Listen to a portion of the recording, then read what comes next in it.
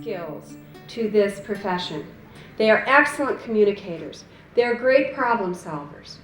They embrace the middle ground and learn how to and drive a solution that fits everyone.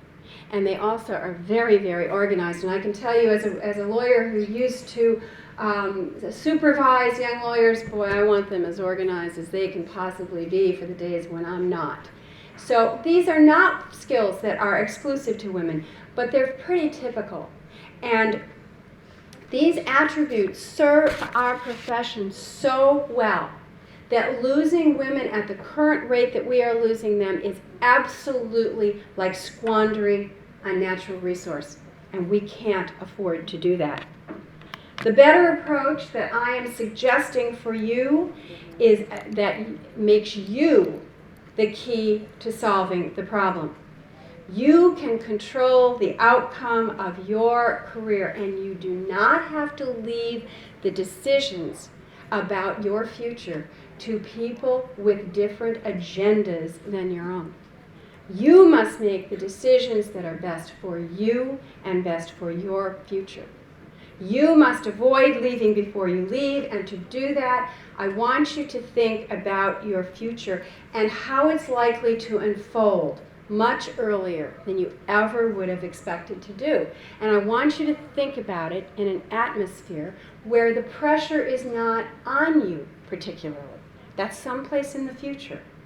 Ask yourself what kind of practice you are going to need in order to accommodate the lifestyle that you anticipate for yourself maybe 10 years in the future.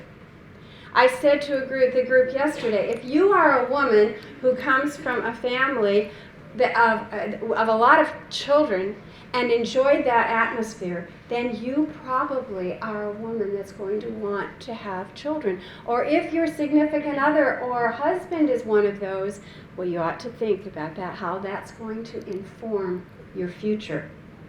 This process starts a lot earlier than you would have thought. It starts before your first billable hour. It starts before you take that first job, particularly for women who desire children, but also for women that have circumstances in their lives where they may be responsible for a disabled person, for an ill person, an elderly person. Those things will affect your lives in very, very similar ways. So this isn't just for the woman who thinks she's going to have children.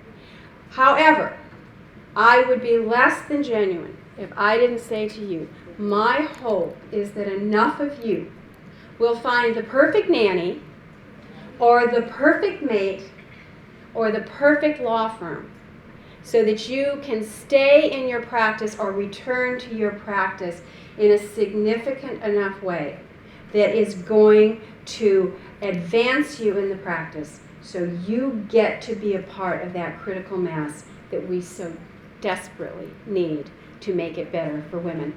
The key is for you to accept these responsibilities early so that you don't look like deer in headlights at year 5 of your career and hit for the woods because you're too challenged and you haven't thought about it early. At all costs, I want you to be the best lawyer you can be, and I don't want you to leave before you leave.